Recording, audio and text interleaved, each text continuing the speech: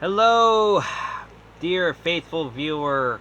And yes, I just did this a few seconds after doing the BoJack Horseman review. Now, point is, we are reviewing, or I will be reviewing, the Loki series. Yes, the long-awaited Loki series that looked really cool, that we can quite understand the premise too much about, because they did that on purpose, because they knew it kind of sucked a little bit, and then they realized it didn't make a whole lot of sense, and then they realized, you know what, screw it, we already made it, we can't redo it anymore, thus move on to the multi-world of madness. So, let's begin. So Loki takes the Tesseract after the events of Endgame, and goes to Mongolia, and then is picked up by the Time Police. I kid you not.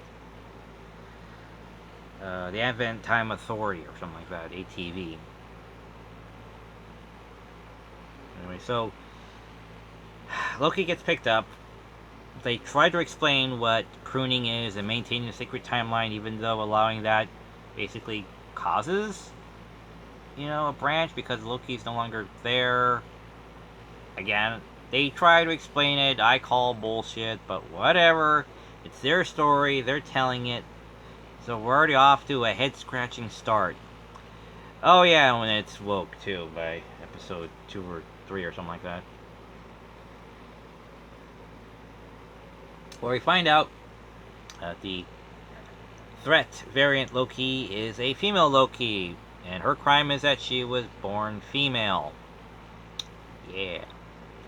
So she's been on the lam this entire time, trying to take her revenge on the TVA, and Loki's tasked to help track her down. And they have a bonding moment when they're alone on a planet, and somehow them falling in love causes a branch, even though everything is about to be destroyed.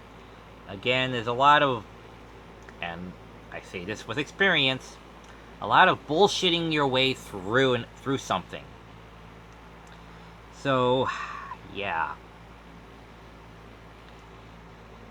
They come back, they divulge the truth, they track down the truth of who's the Wizard Oz, who's the man behind the curtain of the TVA, and they find, after much time travel shenanigans, they find it's he who what remains, which is basically a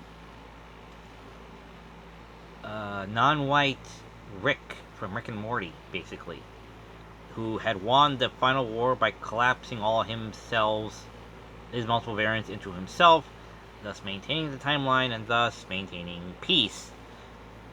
If, for the sake of other variants that pop up, somehow the variants keep popping up, they get brainwashed and put into working for the TVA. Somehow. So, what's her name? Lara, whatever. I couldn't give a shit, because it's just so stupid. I was so hyped for this, but after watching it, it's like a lot of, let's just bullshit our way through this so we can get to the multi-world of madness, So, what's her face kills the guy who he tells him, says, well, you can live under me for peace, or you can take my place and maintain it as it is for peace, or you can kill me, not take my place, and oh dearie me, and create the multi-world of madness. So what does she do?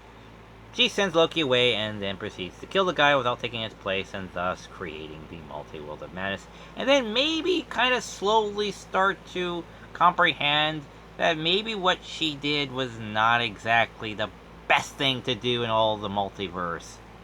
Maybe. Ugh. So yeah. These events kick off the multi-world of madness. So now Doctor Strange and possibly Spider-Man will have to step in and handle things. Maybe. Yeah. But on the plus side, we might get X-Men now. Ugh. I don't know, collapsing them all back in with allow us to have the X-Men, I'm guessing. I don't know. I don't know. All I do know is that the next stage in the Marvel Disney Plus universe is Multi-World of Madness with Doctor Strange, and we'll see where that leads. Possibly somewhere fun. And that's about it. Is it well written? Kinda. Does it make any sense whatsoever? No. And it's just so contradictory. Even though, yeah, it's more of the search for the man behind the curtain, but it just contradicts itself so much for the sake of this character needs to go somewhere, do something, say something. These events need to happen in order for this next thing to happen. And it's like, would that really, really? Would you really think that in order to, it's like, because the next project is a Multi-World of Madness, she has to think that in order to kill him. And she says killing him is clearly the best thing to do. Based on what? Your revenge? Your revenge high? I don't know.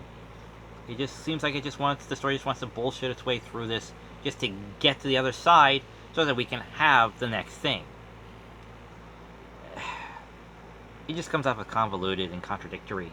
That's all it does. I try to think it has good writing, good chemistry, good actors. Sure, it has good actors, good chemistry, but again, it's supposed to be with oneself, so then it comes off as, is that supposed to be considered, incest as much as it is with the two masters in that one scene in the not time enough or no time enough.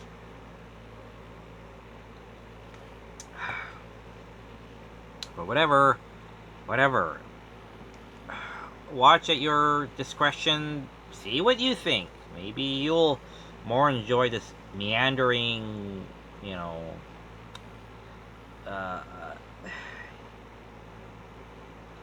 it just gets really bogged down with its contradictions. That's all it does. It's nothing really proves anything. It just says it's this until it doesn't. It's this until it isn't. And it's like, okay, so neither you're dead or you're not. It